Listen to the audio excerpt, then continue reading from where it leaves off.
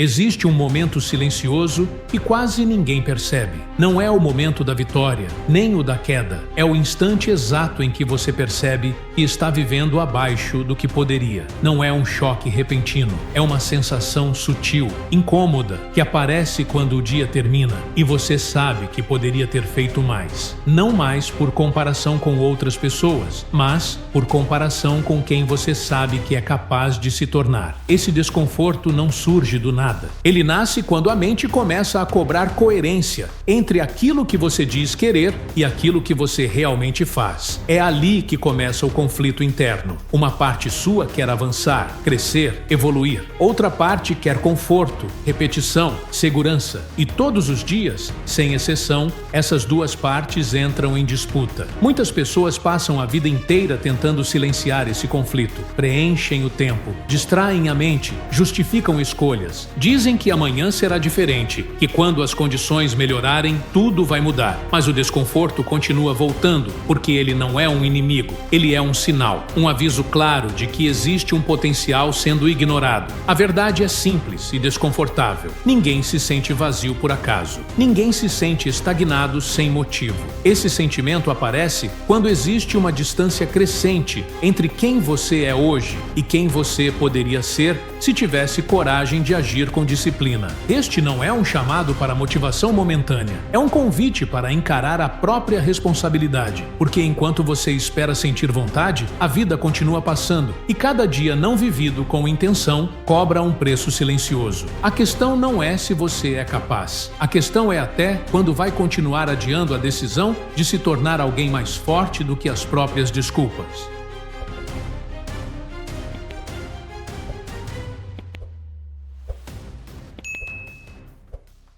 Todo ser humano carrega dentro de si duas forças opostas. Uma busca crescimento, desafio e evolução. A outra busca conforto, repetição e o mínimo de esforço possível. Essa segunda força não é maligna. Ela existe para preservar energia, evitar riscos e manter o que já é conhecido. O problema começa quando essa força passa a controlar decisões que deveriam ser guiadas por consciência, não por conveniência. O maior erro não é falhar. O maior erro é se acostumar a uma versão reduzida de si mesmo e começar a chamá-la de normal. É nesse ponto que o auto-engano se instala. Você começa a criar narrativas para justificar a própria estagnação. Diz que está cansado demais, ocupado demais, sobrecarregado demais. E, em muitos casos, essas coisas são reais. Mas a pergunta que raramente é feita é: mesmo com tudo isso, você está fazendo o mínimo necessário para respeitar o seu potencial? A mente é extremamente habilidosa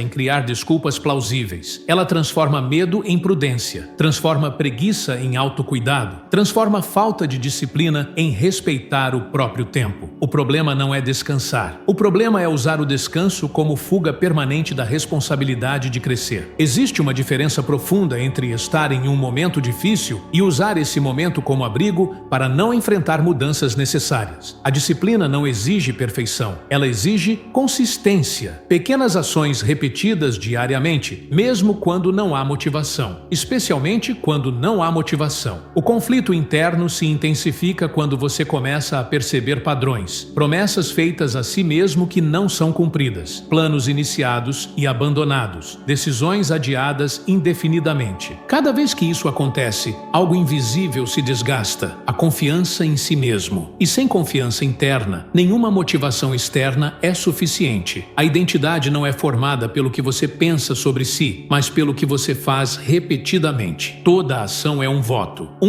para a pessoa que você está se tornando. Quando você evita o desconforto, vota pela estagnação. Quando você enfrenta o esforço, vota pelo crescimento. Não existe neutralidade. Todos os dias, você está reforçando ou enfraquecendo a própria identidade. O auto-engano mais perigoso é acreditar que ainda há tempo ilimitado, que amanhã será uma nova chance garantida. comprometida. O tempo não faz acordos. Ele não pausa enquanto você se organiza emocionalmente. Ele avança, indiferente às suas justificativas. E quanto mais você adia, mais difícil se torna retomar o controle, porque o hábito da evasão se fortalece. Disciplina não é rigidez extrema, é clareza. É saber o que precisa ser feito e fazer, mesmo quando a mente tenta negociar. É entender que a versão mais confortável de você não é necessariamente a versão mais feliz. Muitas vezes é justamente o desconforto bem direcionado que devolve o senso de propósito. O primeiro passo não é mudar tudo, é parar de mentir para si mesmo, é reconhecer onde você tem sido negligente com o próprio crescimento. Enquanto esse reconhecimento não acontece, qualquer discurso motivacional é apenas entretenimento passageiro. A transformação real começa quando você decide parar de se proteger da própria verdade.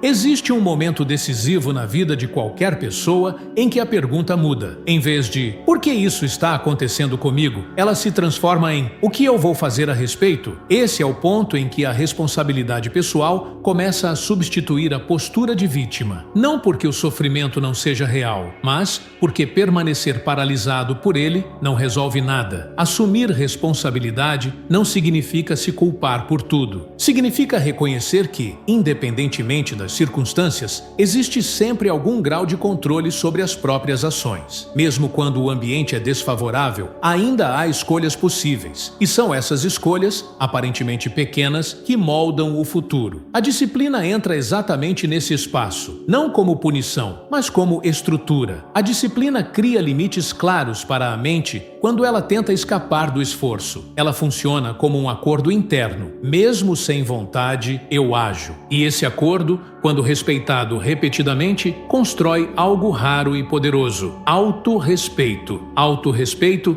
não nasce de palavras bonitas ou afirmações vazias. Ele nasce da prova diária de que você é capaz de fazer o que prometeu a si mesmo. Cada tarefa concluída, cada compromisso honrado, cada escolha consciente fortalece essa relação interna. E quanto mais forte ela se torna, menos você depende de validação externa. Muitas pessoas esperam sentir confiança para agir, mas a confiança não precede a ação. Ela é consequência dela. Primeiro vem a ação desconfortável, depois a evidência interna de capacidade. É assim que a mente aprende, não por discursos, mas por experiências repetidas. A disciplina também exige renúncia. Crescer significa aceitar que nem tudo pode ser prioridade ao mesmo tempo. Haverá períodos em que outras áreas da vida precisarão ficar em segundo plano. Isso não é fracasso, é estratégia. Escolher conscientemente onde investir energia evita frustrações futuras. Quando você não define prioridades, tudo compete pela sua atenção. E quando tudo é prioridade, nada recebe esforço suficiente. A disciplina organiza o caos. Ela transforma intenções vagas em rotinas claras. E rotinas, quando bem construídas, libertam a mente de decisões desnecessárias. Outro ponto essencial é entender que o progresso raramente é linear. Haverá dias improdutivos, falhas, recaídas. O erro não está em cair, mas em usar a queda como justificativa para desistir. Pessoas disciplinadas não são aquelas que nunca falham, mas aquelas que retornam rapidamente ao caminho após falhar. A identidade forte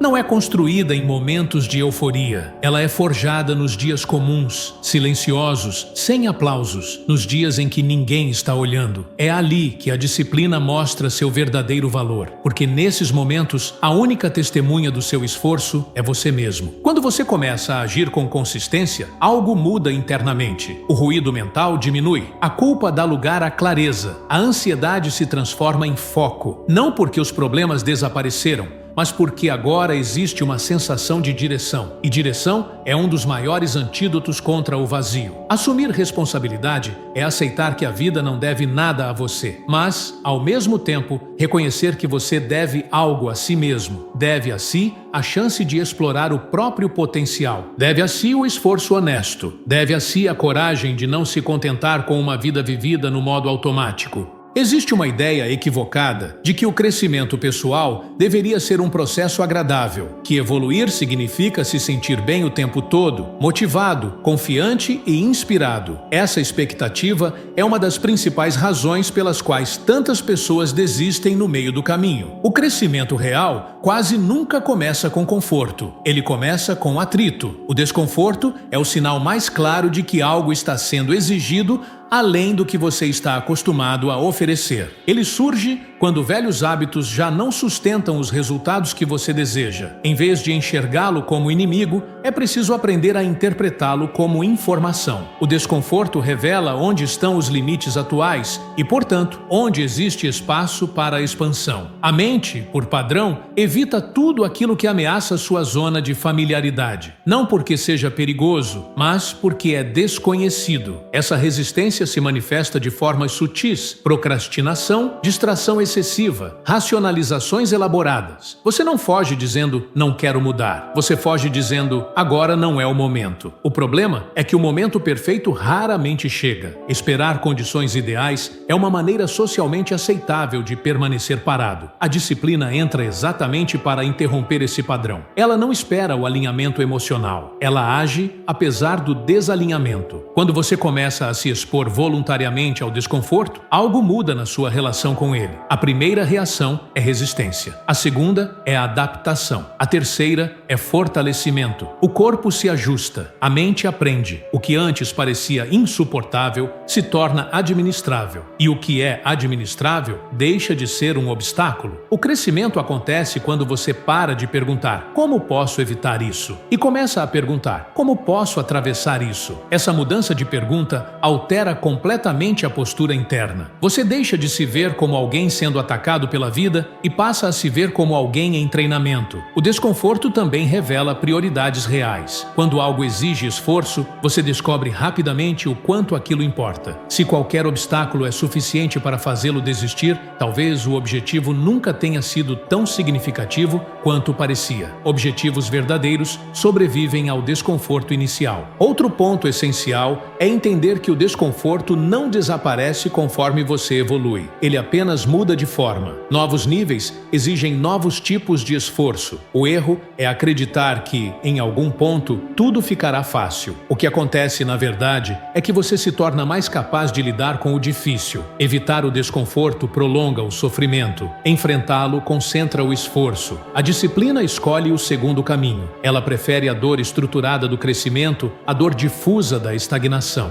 E essa escolha, repetida ao longo do tempo, cria resiliência. A resiliência não é resistência cega, é flexibilidade com direção, é a capacidade de ajustar estratégias sem abandonar o compromisso. Pessoas resilientes não insistem no erro, mas também não recuam diante da primeira dificuldade. Quando você aceita o desconforto como parte do processo, deixa de personalizá-lo. Ele não é um sinal de incapacidade, é um sinal de progresso. Algo está sendo exigido além do habitual. E isso, por definição, é crescimento. O verdadeiro perigo não está em sentir desconforto, está em construir uma vida inteira baseada em evitá-lo. Essa escolha cobra um preço alto: frustração crônica, sensação de potencial desperdiçado e um incômodo constante que nunca se resolve. Crescer exige atravessar momentos em que a mente pede para parar, mas a consciência sabe que continuar é necessário. É nesses momentos que a disciplina deixa de ser teoria e se torna prática. Não há aplausos, não há reconhecimento imediato, apenas a decisão silenciosa de não recuar. O desconforto não veio para te destruir, veio para te moldar. E quanto antes você aceita isso, mais rápido deixa de lutar contra o processo e começa a utilizá-lo a seu favor. A maioria das pessoas superestima o que pode fazer em pouco tempo e subestima o que pode construir ao longo de um período prolongado. Essa distorção cria frustração. Espera-se uma mudança rápida, quase imediata, e quando ela não acontece, surge a sensação de fracasso. A disciplina corrige essa percepção ao reposicionar o tempo como aliado, não como inimigo. Constância não é intensidade extrema aplicada de forma esporádica. É esforço suficiente aplicado repetidamente. Pequenas ações consistentes produzem resultados que parecem invisíveis no curto prazo, mas se tornam inegáveis no longo prazo. O problema é que o cérebro humano tem dificuldade em valorizar aquilo que não gera recompensa imediata. Por isso, muitas pessoas abandonam processos eficazes cedo demais. Não porque eles não funcionam, mas porque ainda não tiveram tempo suficiente para mostrar resultados. A disciplina exige paciência estratégica. Não uma espera passiva, mas uma espera ativa, sustentada por ação diária. Quando você escolhe ser constante, abre mão do entusiasmo como motor principal. Entusiasmo é instável. Ele depende de fatores externos, de humor, de circunstâncias. A constância depende de decisão. Ela se mantém mesmo quando a emoção oscila. O tempo revela tudo. Ele expõe incoerências, fortalece hábitos e amplifica escolhas. O que você faz de forma repetida, mesmo em pequena escala, se torna a base da sua identidade. O tempo não transforma ninguém por si só. Ele apenas potencializa o que já está sendo feito. Uma vida sem direção clara tende a ser guiada por urgências externas, demandas alheias, distrações constantes, expectativas não escolhidas. A disciplina devolve o controle ao criar estrutura. Ela define horários, limites e prioridades. E essa estrutura, longe de aprisionar, liberta. Quando você não precisa decidir todos os dias se vai agir, sobra energia mental para executar melhor. A disciplina reduz a fadiga de decisão. Ela automatiza comportamentos alinhados com seus objetivos, tornando o progresso mais previsível. Outro aspecto fundamental da constância é aceitar que alguns dias serão medianos. Nem todo dia será produtivo, nem todo esforço será excelente, mas a soma de dias medianos consistentes supera, com folga, picos ocasionais seguidos de longos períodos de inação. O erro comum é usar um dia ruim como justificativa para interromper o processo. A disciplina ensina a diferenciar falha pontual de desistência. Um dia improdutivo não invalida semanas de esforço, mas desistir transforma um deslize em padrão. Com o tempo, algo silencioso acontece. A identidade começa a mudar. Você deixa de se ver como alguém que tenta e passa a se ver como alguém que faz. Essa mudança não é anunciada, ela é sentida. Surge uma confiança tranquila, baseada em evidência acumulada. Essa confiança não depende de resultados externos imediatos. Ela vem da certeza interna de que você está em movimento. E movimento constante, mesmo lento, é sempre superior à estagnação elegante. Viver com direção não significa controlar todos os resultados. Significa controlar as próprias ações. O mundo externo continuará imprevisível, mas a sua resposta a ele não precisa ser. A disciplina cria um eixo interno estável em meio ao caos. Ao longo do tempo, as escolhas disciplinadas constroem algo maior do que conquistas pontuais. Elas constroem caráter. E caráter sustenta decisões difíceis quando as circunstâncias pressionam. Uma vida construída com constância pode parecer simples por fora, mas por dentro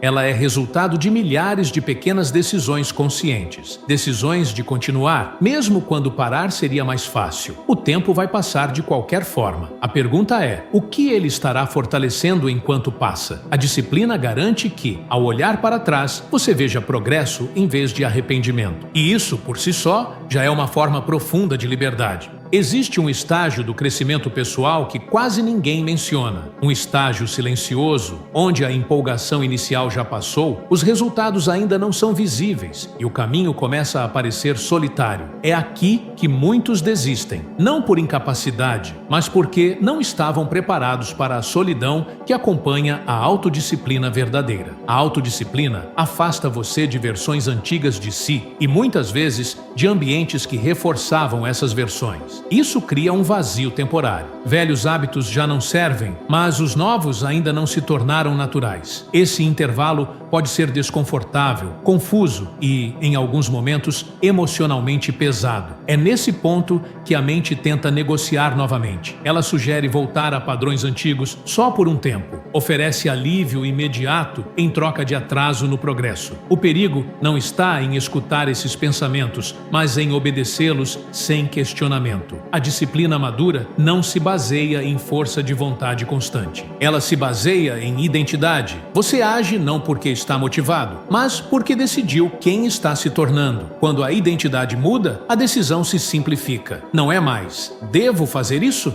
Isso é o que eu faço. A solidão desse processo tem uma função. Ela remove distrações externas e obriga o confronto direto com a própria mente, sem aplausos, sem validação, sem comparações. Apenas você e as escolhas que faz quando ninguém está observando. Muitas pessoas confundem solidão com abandono. Mas existe uma diferença profunda entre estar sozinho e estar desalinhado. A autodisciplina, embora solitária em alguns momentos, cria alinhamento interno. E alinhamento gera paz, mesmo em silêncio. Nesse estágio, você começa a perceber que nem todo mundo vai entender suas escolhas. Alguns irão interpretar mudança como arrogância, outros como exagero. Alguns tentarão puxar você de volta para o lugar confortável, onde se sentem seguros. Isso não é maldade, é reflexo. A disciplina exige limites claros, limites de tempo, de energia, de convivência. Dizer não se torna uma habilidade essencial, não como rejeição às pessoas, mas como proteção ao próprio processo. Crescer exige espaço, e espaço exige limites. Com o tempo, a solidão se transforma em autonomia. Você aprende a confiar na própria capacidade de sustentar decisões difíceis. Aprende a se ouvir com mais clareza. Aprende que o silêncio não é vazio, é foco. Outro aspecto importante desse estágio é aceitar que nem todos os dias serão emocionalmente recompensadores. Haverá dias em que você fará tudo certo e ainda assim sentirá dúvida. Isso não significa que está no caminho errado. Significa que está no caminho real. A autodisciplina também redefine o conceito de prazer. O prazer imediato perde força. Em seu lugar, surge uma satisfação mais profunda, mais estável, baseada em coerência interna. Não é euforia, é solidez. Você começa a perceber que não precisa mais se convencer a agir. A ação se torna parte do seu padrão. O esforço ainda existe, mas a resistência diminui. O corpo e a mente aprendem o ritmo. Esse é o ponto em que a mudança deixa de ser um projeto e se torna um modo de vida. Não há mais expectativa de chegar lá. Há apenas o compromisso de continuar. A virada interna definitiva acontece quando você entende que ninguém virá validar seu esforço. E isso deixa de ser um problema. Porque a validação que importa agora vem do fato de você estar vivendo em alinhamento com aquilo que sabe ser necessário. A autodisciplina não te transforma em alguém rígido. Ela te transforma em alguém confiável, alguém que pode contar consigo mesmo. E essa é uma das formas mais raras e valiosas de força. Chega um momento em que todo o acúmulo de reflexão, esforço e desconforto converge para uma decisão simples, porém definitiva. Não é uma decisão anunciada ao mundo, não é um evento externo, é uma escolha interna silenciosa, continuar exatamente como está ou assumir, de uma vez por todas, a responsabilidade de mudar. Esse momento não vem com música épica, nem com clareza absoluta. Ele costuma aparecer em silêncio, no meio da rotina, quando ninguém está olhando. É ali que você percebe que não pode mais fingir que não sabe o que precisa ser feito. Nesse ponto, a mente apresenta duas narrativas. A primeira diz que você já tentou o suficiente, que talvez não seja para você, que descansar agora não faria mal. A segunda não grita, ela apenas lembra. Lembra de tudo o que você adiou, de tudo o que prometeu a si e não cumpriu, de tudo o que poderia ter sido diferente se você tivesse agido com mais firmeza. O clímax não é emocional. É racional e desconfortável. Ele exige que você aceite uma verdade simples. Ninguém vai fazer isso por você. Não haverá permissão externa. Não haverá sinal perfeito. O momento é agora ou nunca. A decisão real não é vou mudar minha vida. Essa frase é ampla demais. A decisão real é muito mais concreta. Vou agir hoje, mesmo sem vontade. É essa escolha específica que separa quem transforma a própria trajetória de quem passa a vida inteira desejando mudança. Nesse instante, o medo se manifesta com força. Medo de falhar, medo de não sustentar o ritmo, medo de se decepcionar novamente. Mas o medo perde poder quando você entende que permanecer igual também tem um custo alto. Um custo emocional, psicológico e existencial. A mudança não exige coragem para não sentir medo. Exige coragem para agir apesar dele. E coragem não é ausência de dúvida. É compromisso com a ação, mesmo quando a dúvida permanece. Você percebe, então, que não precisa resolver tudo hoje, precisa precisa apenas começar de forma definitiva. Precisa parar de negociar consigo mesmo. Precisa honrar uma decisão pequena, concreta e repetível. O clímax acontece quando você para de romantizar o processo e aceita a realidade. Mudar dói, mas permanecer igual dói mais a longo prazo. Crescer exige esforço, mas viver aquém do potencial exige um tipo de sofrimento silencioso que se arrasta por anos. Nesse ponto, algo se reorganiza internamente. O caos mental dá lugar a uma direção clara. Não porque tudo ficou fácil, mas porque agora existe um eixo, uma decisão central que orienta as próximas escolhas. Você entende que não precisa ser extraordinário, precisa ser consistente, precisa parar de esperar a versão ideal de si para começar a agir. A versão capaz se constrói em movimento. A decisão final não é sobre provar algo para os outros, é sobre parar de fugir de si mesmo, é sobre escolher conscientemente a dificuldade que constrói em vez da facilidade que corrói. Esse é o ponto sem retorno. Não porque tudo será perfeito a partir daqui, mas porque você não conseguirá mais fingir ignorância. Você sabe e agora decide agir. A verdadeira transformação não termina com uma decisão, ela começa ali. O que sustenta a mudança não é um momento de clareza, mas a repetição diária de escolhas alinhadas. Não haverá fogos de artifício. Haverá dias comuns, rotinas simples e decisões silenciosas. O compromisso agora é com a continuidade, com acordar e fazer o que precisa ser feito, mesmo quando ninguém reconhece, mesmo quando os resultados ainda não aparecem, mesmo quando a mente tenta reabrir negociações antigas. A disciplina não promete uma vida fácil, ela promete uma vida coerente. E coerência gera paz. Uma paz que não depende de circunstâncias externas, mas da certeza interna de que você está fazendo a sua parte. Você não precisa se tornar outra pessoa de um dia para o outro. Precisa apenas parar de abandonar a pessoa que sabe que pode ser. O progresso real é discreto. Ele acontece enquanto você segue, um dia de cada vez. A partir daqui, não se trata mais de inspiração. Trata-se de responsabilidade. Responsabilidade consigo, com o próprio tempo e com o próprio potencial. O mundo continuará exigente. A vida continuará imprevisível. Mas agora existe um eixo interno mais forte. O caminho não será perfeito, mas será consciente. E isso muda tudo.